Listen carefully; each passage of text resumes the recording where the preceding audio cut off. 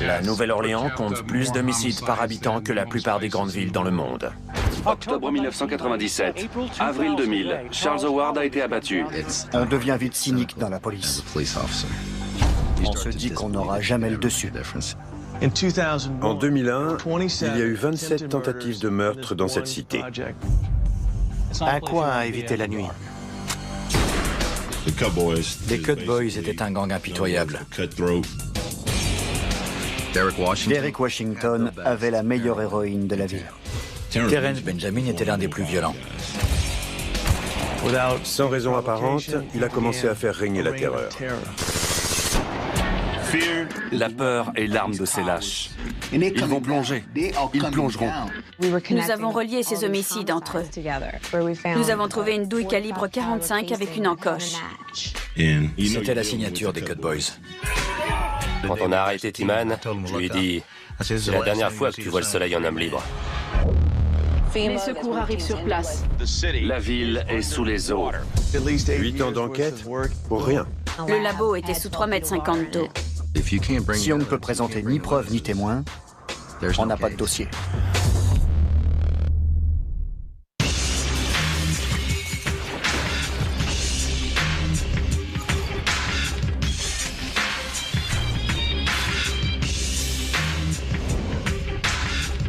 Aujourd'hui, dans Les Diables de l'Amérique, les Cut Boys, Terrence Benjamin et Derek Washington.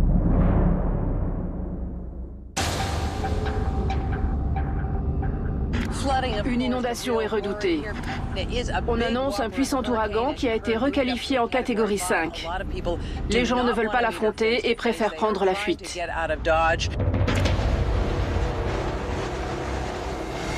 29 août 2005, l'ouragan Katrina déferle sur la côte du golfe du Mexique.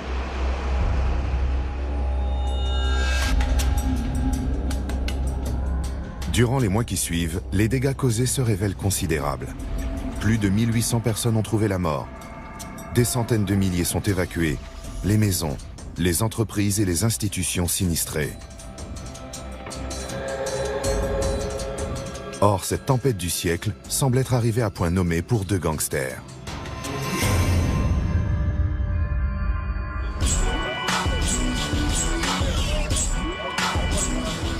Au terme des missions de sauvetage, d'évacuation et de rétablissement de l'ordre, on se dit « Reprenons, où en étions-nous » Ah oui, sur cette affaire. Le palais de justice est inondé. Tous les dossiers sont trempés. Ils sont irrécupérables. Il en va de même pour de nombreuses scènes de crime. Après la tempête, quand les digues ont lâché, j'ai vu la cité à la télé, aux informations nationales sur Fox News et CNN. Et je me suis dit, c'est pas vrai. La cité est sous 2 mètres d'eau et tout le monde est parti.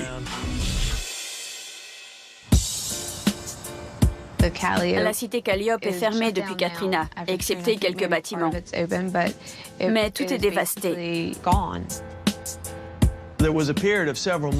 Durant plusieurs mois, la rumeur courait que les poursuites judiciaires ne reprendraient pas de sitôt, car les avocats étaient partis et les agents avaient pu être transférés.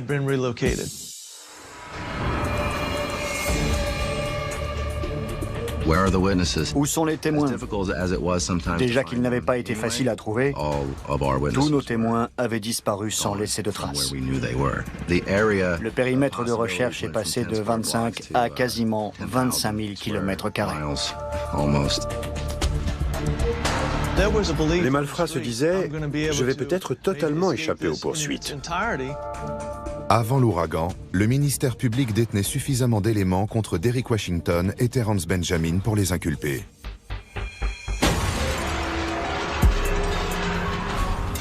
Les deux hommes ont été identifiés par la police comme étant les meneurs d'un gang appelé les Cut Boys.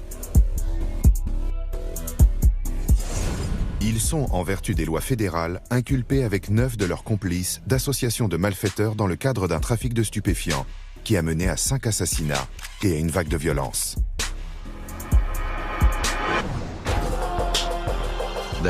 Et ils étaient impitoyables. Quand on se lance dans le trafic de stupéfiants, on n'a pas vraiment le choix. On ne survit pas dans ce milieu sans avoir recours à la violence.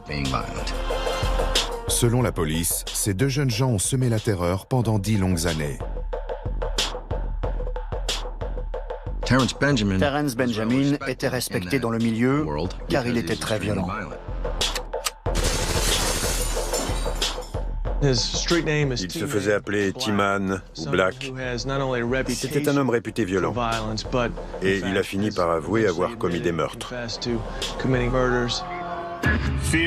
La peur est l'arme de ces lâches qui ont accablé notre communauté. L'un des chefs de file de cette organisation était Washington.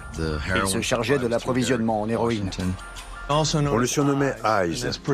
C'est pertinent quand on voit sa photo.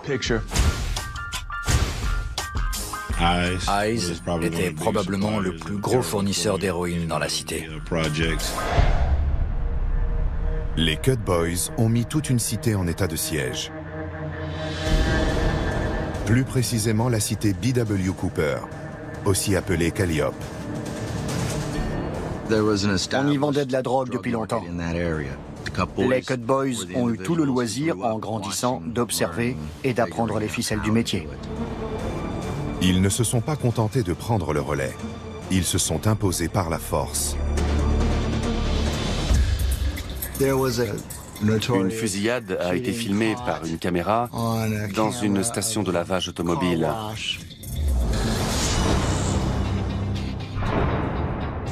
Ils avaient des fusils d'assaut. Tout a été filmé.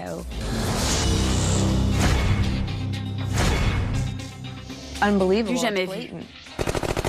Ils se sont trompés de cible. C'était inconcevable, même à la Nouvelle-Orléans.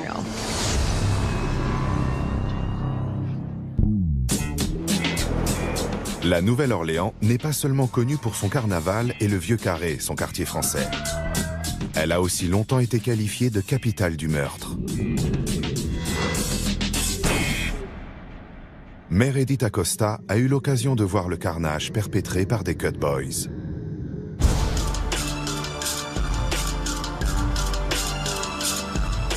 J'ai commencé dans la police en tant que technicienne de scènes de crime. J'examinais des scènes de crime. Un jour, j'ai examiné un jeune de 16 ans qui avait reçu une balle à Calliope. C'était à Halloween. Je m'en souviens très bien. Ils n'ont pas attendu l'arrivée des secours. Son ami l'a conduit du lieu de la fusillade à l'hôpital Charity. Il a raté la rampe des urgences et a emprunté l'accès piéton devant l'hôpital. Je l'ai trouvé plié en deux sur le siège passager, déjà mort. J'avais du mal à y croire. Comme tant d'autres, la fusillade a eu lieu en plein jour, au cœur d'une cité animée et très peuplée. Et pourtant, il n'y a aucun témoin. Les gens voulaient parler, mais ils n'en avaient pas le courage et ils craignaient des représailles s'ils témoignaient. Dans une affaire de meurtre, par exemple, il se peut que quelqu'un donne un tuyau ou remette quelque chose à l'officier de police pour le renseigner. Mais il ne bénéficie d'aucune protection. Du coup, s'il témoigne contre le meurtrier, quand il retournera à la cité, il devra affronter le reste de la bande. Il ne fera pas long feu. À la Nouvelle-Orléans, les Cut Boys étaient les maîtres de la cité Calliope. Je n'ai pas tardé à comprendre que mon badge doré ne représente pas grand-chose pour un témoin qui a tout à perdre et rien à gagner en me parlant.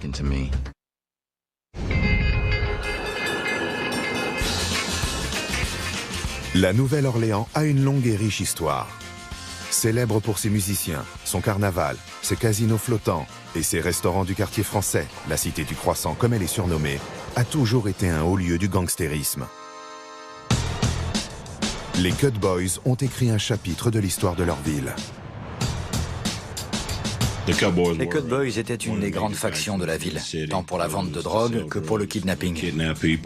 Ils exécutaient des contrats pour d'autres. Ces individus contrôlaient totalement la vente de drogue dans cette cité, qui est une zone bien délimitée. C'était un marché de la drogue à ciel ouvert. Il y avait des fusillades tous les 2 jours. Les meurtres et les violences étaient monnaie courante.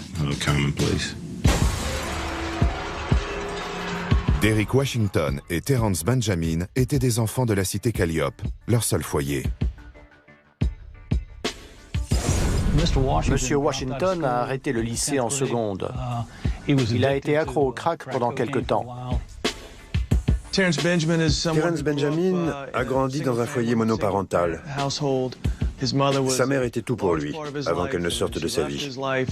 Il a ensuite été élevé par des proches, des amis, des relations. Il a grandi dans une cité sans instruction ni figure paternelle. Ses modèles de réussite étaient les dealers de drogue. Ils sont imprégnés de cet environnement. La cité Calliope où opéraient les Cut Boys se trouvait dans le quartier de Back of Town, littéralement au bout de la ville, qui est délimité par la rue Galvez. Back of Town fait partie de la 2e circonscription de la Nouvelle-Orléans, où se trouve la cité B.W. Cooper, composée de 24 blocs d'habitation. Le Superdome nous sert de point de repère dans la ville. Et il se trouve à 2 pas du boulevard Earhart, qui longe une cité déjà ancienne, avec des résidents de longue date. La cité Calliope se démarquait des grands complexes d'habitation de la Nouvelle-Orléans. Beaucoup de violence, beaucoup de drogue. Les cités avaient toute mauvaise réputation. Calliope, Lafitte, Iberville.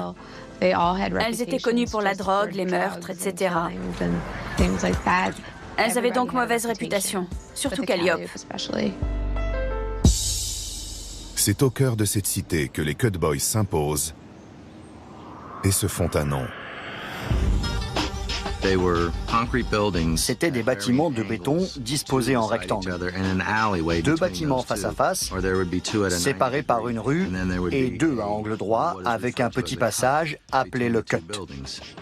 Ils appelaient le Cut le secteur d'où ils opéraient principalement.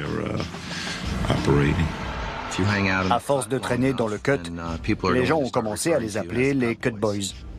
Voilà d'où vient leur nom. Ils opéraient dans le Cut. Un coin à éviter la nuit. Ce secteur n'était pas visible de la rue, ni de l'antenne de police située à 200 mètres de là. Le Cut était à l'abri des regards indiscrets et les Cut Boys aussi. La Nouvelle-Orléans est sûrement l'une des villes les plus violentes des États-Unis. Elle compte plus d'homicides par habitant que la plupart des villes dans le monde. Derek Washington et Terrence Benjamin ont une enfance difficile. En 1981, la cité Calliope est rebaptisée Cité B.W. Cooper, en hommage à un homme qui a dédié 33 ans de sa vie au service municipal du logement. Mais le nom de Calliope reste, surtout quand il est question de drogue. Il y avait une boîte sur le cours Thalia appelée Rose Taverne, où on vendait de l'héroïne depuis des décennies. Les junkies s'y pointaient à 6 h du matin pour acheter leur dose. Il y avait même un personnage peint sur la façade surnommé Calliope Slim, de son vrai nom Randall Watts. Randall Watts dirigeait un violent gang qui contrôlait Calliope au début des années 90, quand la Nouvelle-Orléans a connu un pic de violence. En 1994, la ville recensait en moyenne plus d'1 meurtre par jour. Watts était un de ces revendeurs de drogue au grand cœur qui achetait de la nourriture et des habits pour les enfants, mais qui aussi, selon la police, aurait tué beaucoup de gens. Il a été abattu à quelques mètres de la peinture murale en 1997. Le jour de son enterrement, son cercueil a été porté bien haut dans la Rose Tavern. C'était presque un hommage à ce fameux chef de gang qui aurait tué plusieurs personnes. Ils ont grandi dans un climat de violence et de règlement de compte. Ils ont grandi en admirant les dealers. Les Cut Boys trouvent chacun leur voie. Monsieur Washington a comblé un vide. Quand plusieurs gangsters ont été arrêtés, il a su comment s'y prendre pour les remplacer. L'ancien accro crack se lance dans le trafic d'héroïne. Il a commencé par vendre de l'héroïne au détail. Puis il a gravi les échelons, pour ainsi dire, et a réussi à trouver un fournisseur de grosses quantités d'héroïne provenant directement du Guatemala. Terrence Benjamin se spécialise lui aussi, après un incident qui a failli lui coûter la vie. On lui a tiré dans le cou. Il a eu de la chance d'en réchapper. Un de ses amis proches a été abattu d'une balle durant l'incident. C'est arrivé dans la cité Magnolia. Ils ont 17 ans quand ils croisent un gang rival dans le mauvais quartier. En apprenant que Terrence Benjamin a survécu, le gang revient à la charge. Ils ont à nouveau essayé d'abattre Terrence Benjamin. C'est un manque de respect qui ne peut rester impuni, à moins de quitter le milieu. Si vous ne ripostez pas immédiatement, ça arrivera à nouveau jusqu'à ce que vous soyez mort. T-Man décide de contre-attaquer en tuant quiconque s'opposerait à lui dans la cité Calliope et au-delà.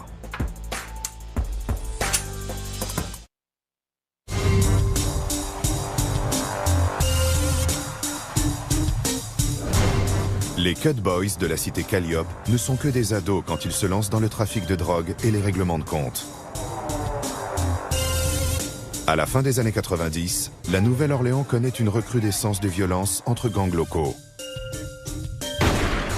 Tout le monde voulait se faire respecter pour ci ou pour ça. Et certains étaient prêts à tout pour gagner ce respect.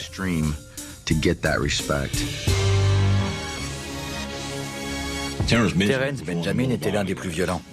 C'est lui qui a tué le plus de gens. Pour lui, le respect se gagne en étant violent, en ayant cette réputation. C'est une question de respect. Sans ça, vous êtes mort. Terrence Benjamin a été une victime avant de devenir un tueur. Son ami et lui ont été surpris hors de leur secteur par un gang rival dans la cité Magnolia.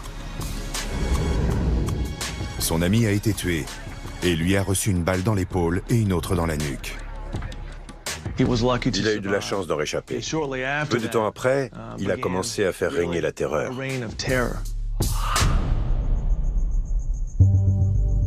Halloween 1997.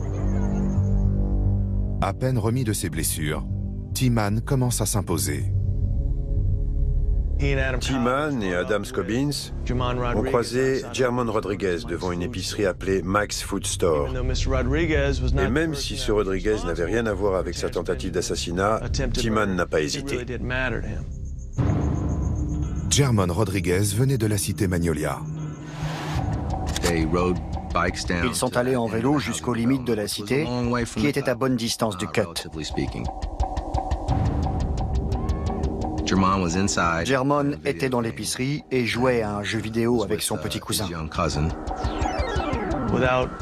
Sans raison apparente, dès qu'il l'a vu, il a ouvert le feu.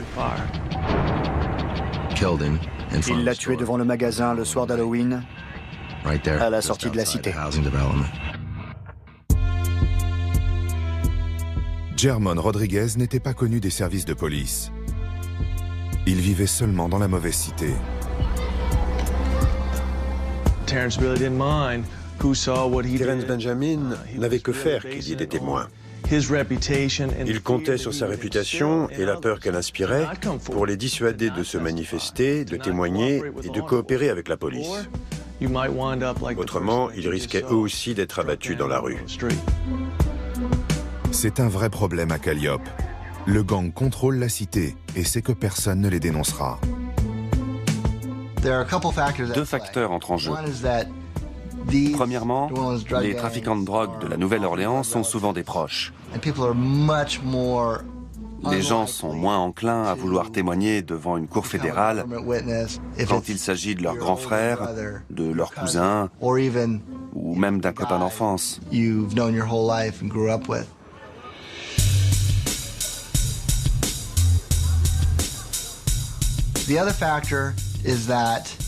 Deuxièmement, la sanction infligée à une balance dans le milieu de la Nouvelle-Orléans est bien plus radicale que celle fixée par un tribunal.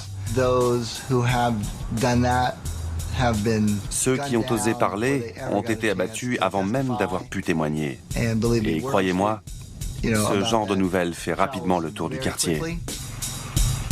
Un autre bruit qui court tout aussi vite concerne la drogue.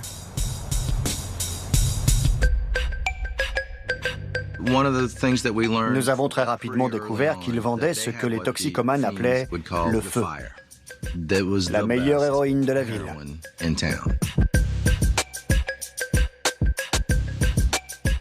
Derek Washington, alias Eyes, était sans doute le plus gros fournisseur d'héroïne dans la cité. Le produit arrivait à l'état pur et n'était pas forcément coupé. Derek Washington a déclaré « Je vais récupérer tous les junkies de la cité et des autres quartiers parce que j'ai la meilleure cam. » Les Cut Boys vendent de l'héroïne à la grande époque du crack. Les clients affluaient de tous les quartiers de la Nouvelle-Orléans. Des gens de tous les horizons, de toutes races, des deux sexes. Les junkies peuvent vous acheter de l'héroïne pendant des années, voire des décennies. Avec le crack, c'est plus aléatoire. À l'instar de Derek Washington et de Terrence Benjamin, les autres membres des Cut Boys sont tous attachés à leur secteur. Winston Gilmour, Boo, Corey Washington, Cutboy Corey, Louis Gilmour, Pee-wee, Adam Cobbins, Kedrick Hall, KK. Ils avaient marqué leur territoire avec des graffitis pour faire savoir à ceux qui l'ignoraient qu'ils contrôlaient ce secteur. Ils ne permettaient pas aux dealers qui n'avaient pas de ghetto pass de vendre de la drogue.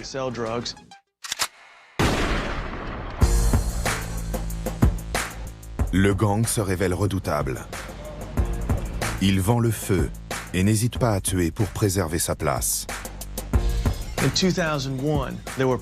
En 2001, il y a eu quelques 27 tentatives de meurtre ou meurtres dans cette cité, la cité B.W. Cooper, de la superficie de 2 stades de football. Et ça n'avait rien de fortuit. Il se passait quelque chose. Les Cut Boys diversifient même leurs activités en devenant des tueurs à gages. En 2000, ils sont contactés pour exécuter un contrat. Terrence Benjamin, Corey Washington et Adam Cobbins ont décidé de l'accepter. La cible est un résident de Calliope, Charles Howard. Surnommé Pig, Charles Howard était un complice de Terrence Benjamin. Mais l'argent est l'argent. Terrence Benjamin a accepté le contrat, moyennant $10 000. Terrence Benjamin prépare un cambriolage en mettant Charles Howard dans la combine. Ils étaient censés cambrioler une maison pour y voler de la drogue et de l'argent. Mais c'était totalement bidon.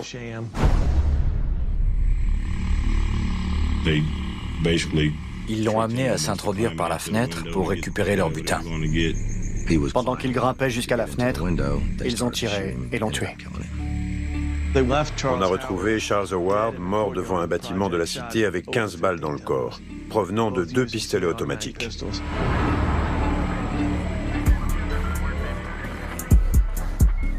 La réputation de T-Man devient si sulfureuse qu'elle commence à nuire aux affaires. Souvent, les consommateurs préféraient s'approvisionner auprès d'un autre dealer que Terrence Benjamin, car ils redoutaient son penchant pour la violence. Un petit dealer nommé Chester Smith se met à tirer parti de la peur que le gang inspire.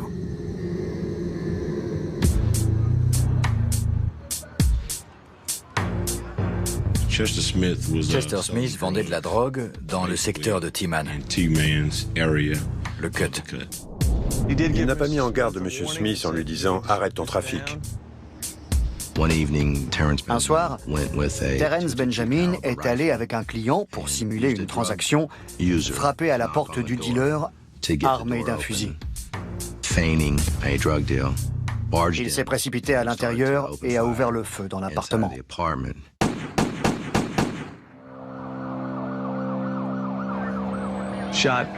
Il a tiré environ 23 fois dans l'appartement et a tué un homme appelé Ray Manner qui dormait sur un canapé. Chester a pris une balle dans le coude et s'est enfui par la porte de derrière.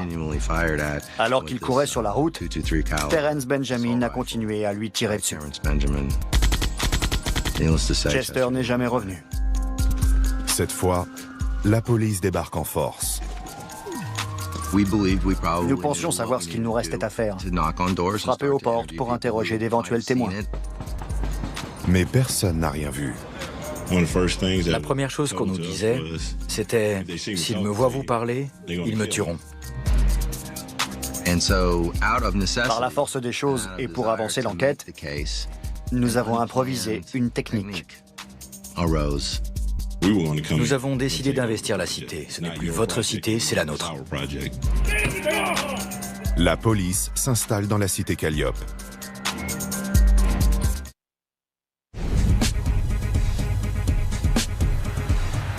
Au tournant du siècle, la cité Calliope de la Nouvelle-Orléans est une zone de non-droit, contrôlée par le gang des Cut Boys, qui règne en maître sur 24 blocs d'habitation.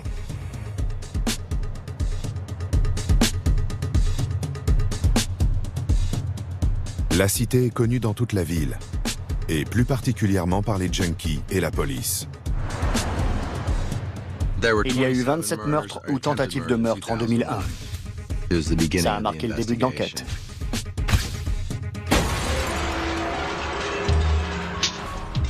En 2001, le gouvernement lance le projet Quartier sûr, une initiative du département de la justice pour réduire l'utilisation des armes à feu dans tout le pays.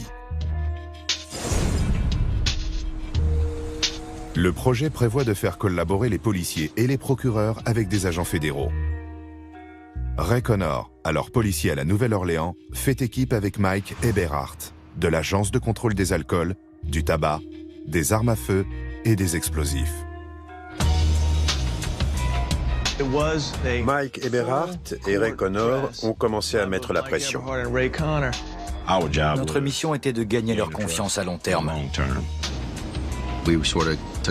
On a fait une descente dans le quartier pour obtenir des informations, savoir qui a tué qui devant l'immeuble.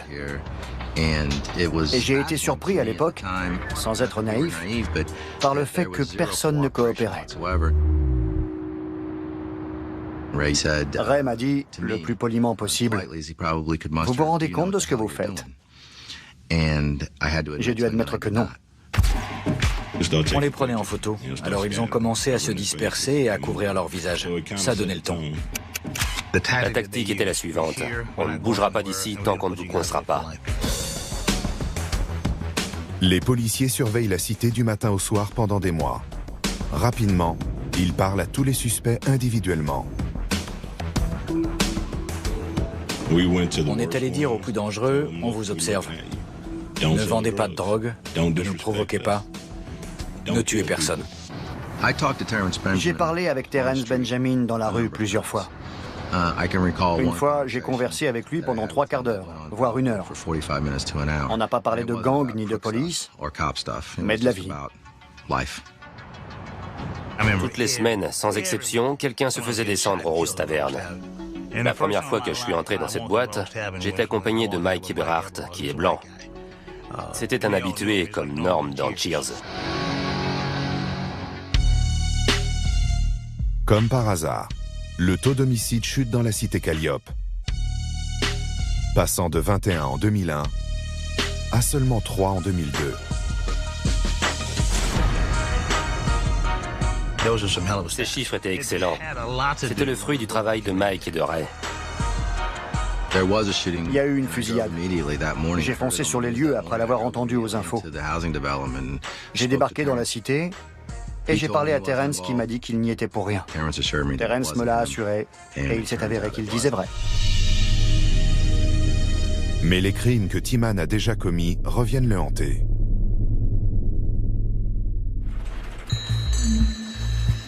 En 2002, la technicienne de scène de crime Meredith Acosta est promue experte en balistique.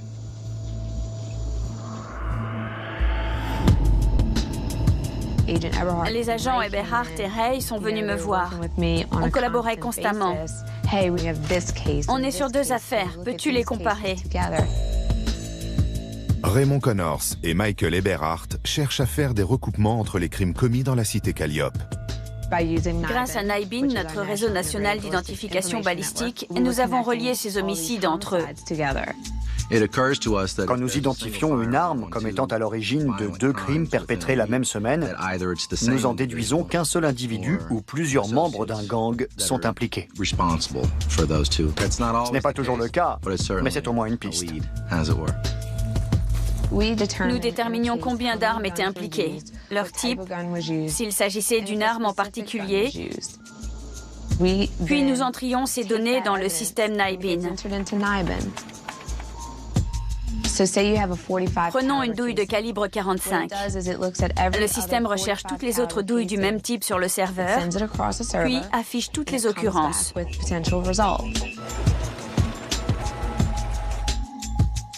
L'une des premières affaires que les coéquipiers soumettent à Meredith Acosta est le meurtre du jeune Gérald Babineau le soir d'Halloween en 2000. Une voiture s'arrête devant le perron de l'hôpital Charity. Le conducteur est blessé par balle. Son passager, Gérald Babineau, est mort. J'avais du mal à y croire.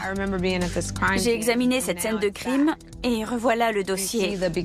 J'avais participé à la récolte de preuves et là, j'allais les analyser. J'ai ainsi pu suivre l'affaire jusqu'au bout. L'analyse des éléments par le système d'identification balistique porte ses fruits. Nous avons établi des liens probants entre les affaires, les fusillades et les meurtres. Ça nous a permis d'y voir plus clair, car on avait affaire aux mêmes personnes. Armés de ces preuves balistiques, les 2 équipiers parviennent à faire parler certains membres du gang. Quand on dit à quelqu'un « On t'a arrêté avec cette arme », or il s'avère qu'elle est impliquée dans tel meurtre, telle fusillade. Dans ce cas, la personne est plus à même de dire « C'était pas moi, en fait, c'était un tel ». Je me suis rendu compte que je m'étais fourvoyé quand on nous a claqué la porte au nez au début et qu'on a pensé que les gens s'en fichaient. C'est faux. 95% des habitants de la cité ne voulaient pas de cet environnement. Il leur fallait un peu d'aide pour changer la donne. Le 19 août 2003, le procureur fédéral annonce l'ouverture de poursuites pénales contre 11 membres des Cut Boys, sur plusieurs chefs d'accusation, en vertu de la loi RICO élaborée pour lutter contre le racket et le crime organisé. La peur est l'arme de ces lâches. Ils vont plonger. Ils plongeront. Quand on entend le mot racket, on ne pense pas aux Cut Boys. On pense plutôt à New York, au FBI qui surveille la mafia d'une camionnette et écoute les conversations des caïds. Or, les Cut Boys se livraient en bande organisée à un trafic de stupéfiants et à des règlements de compte. Selon une disposition de la loi RICO, chaque membre est responsable des agissements de son gang. On a pu les inculper de 5 homicides et 4 tentatives de meurtre. Sur les 11 inculpés, 9 ont été arrêtés. Quand on a arrêté Timan, je lui ai dit « C'est la dernière fois que tu vois le soleil en homme libre ». Il a pris peur. Ce qui les a achevés, c'est d'avoir été inculpés de trafic de drogue en vertu des lois fédérales. S'ils avaient été jugés selon les lois de l'État, ils auraient pris 6 mois avec sursis. Là, ils encouraient 20 ans, voire perpétuité pour la même activité. Le premier à collaborer est le baron de l'héroïne, Derrick Washington, alias Eyes. Il a compris que s'il passait en jugement, il prendrait probablement perpétuité, à cause des preuves accablantes qui seraient présentées contre lui. Il n'avait jamais encouru une telle peine. Il a signé un accord et a accepté de coopérer avec les autorités. En 2005, Hayes est condamné à 20 ans de prison. Puis c'est au tour de ses complices d'être inquiétés, dont un membre des Cut Boys en particulier, T-Man. Les secours arrivent sur place. La ville est sous les eaux. 8 ans d'enquête, interrompus par l'ouragan Katrina. Le labo était sous 3,50 m d'eau. On a tout perdu. Tout le monde a été dispersé pendant 2 ans.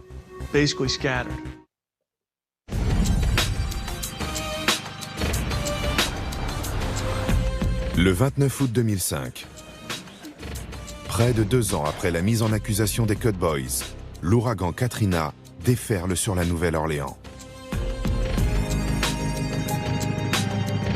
La tempête et les eaux balayent le seul refuge qu'aient connu les membres du gang, qui, à cette heure, se trouvent déjà derrière les barreaux. Cette catastrophe naturelle leur redonne espoir, à tous, sauf à un. Après l'ouragan, des gens de tous les horizons ont été déplacés, y compris les avocats.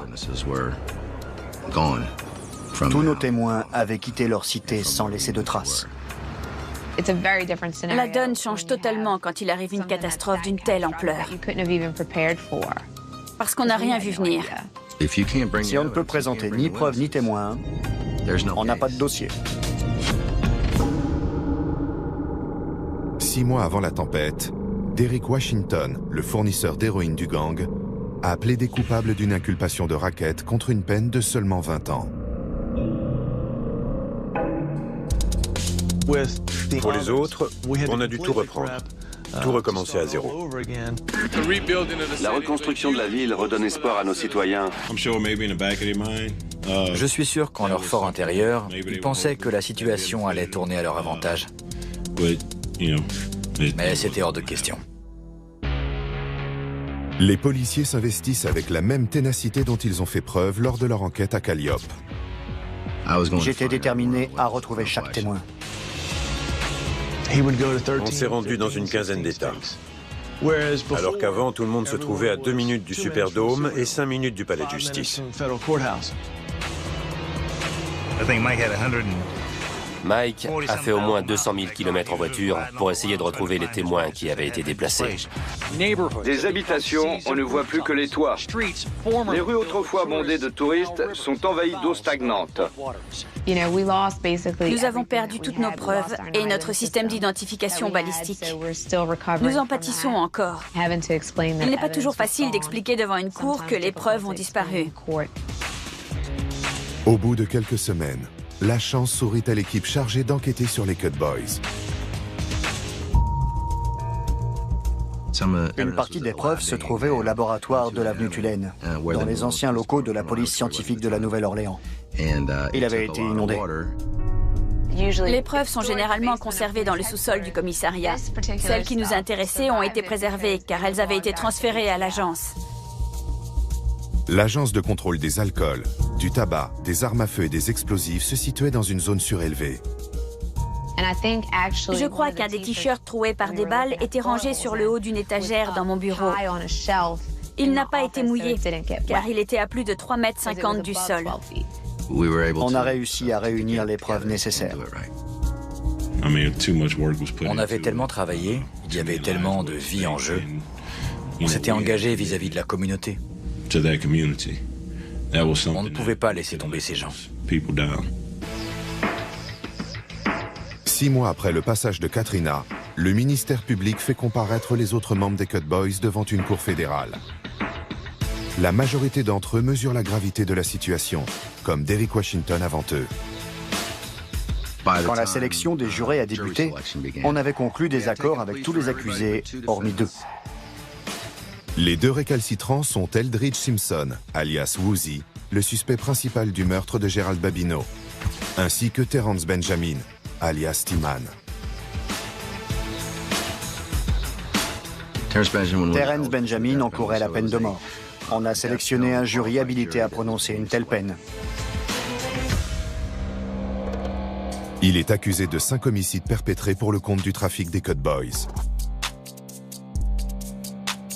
Bien entendu, M. Benjamin connaissait parfaitement les charges retenues contre lui, les preuves, l'identité des témoins. Pendant la sélection des jurés, ses avocats ont commencé à parler d'un accord éventuel. Pour Terence Benjamin, ça signifiait plaider coupable de 3 homicides, sachant qu'il prendrait perpétuité pour ses crimes. Alors que la sélection des jurés prenait fin, à la veille du procès, il a décidé de plaider coupable. Il échappe ainsi à la peine capitale. Il passera le reste de sa vie derrière les barreaux, sans remise de peine possible.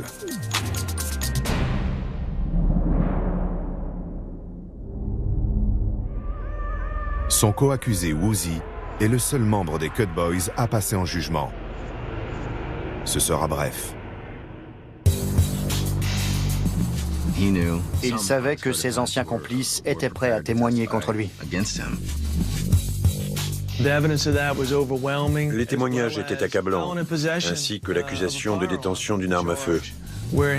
Il avait frappé sa petite amie avec la crosse d'un pistolet semi-automatique et elle avait pris la balle dans le crâne. Elle a survécu, mais Woozy a été condamné à la perpétuité. Les jurés ont délibéré pendant plusieurs heures et l'ont déclaré coupable de tous les chefs d'accusation. On devient vite cynique dans la police. On se dit qu'on n'aura jamais le dessus. Mais cette affaire m'a marqué. Bien plus que les autres. Certains quartiers de la Nouvelle-Orléans sont toujours en reconstruction après le passage de Katrina. Les habitants tentent de rebâtir leur vie, mais la cité Calliope ne sera jamais plus la même. Près des 3/4 de la cité Calliope ont été démolis.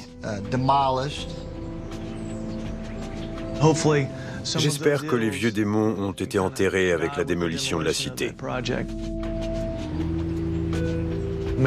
Qui sait, avec de nouveaux bâtiments et la mauvaise graine en prison, le quartier pourrait connaître une nouvelle ère.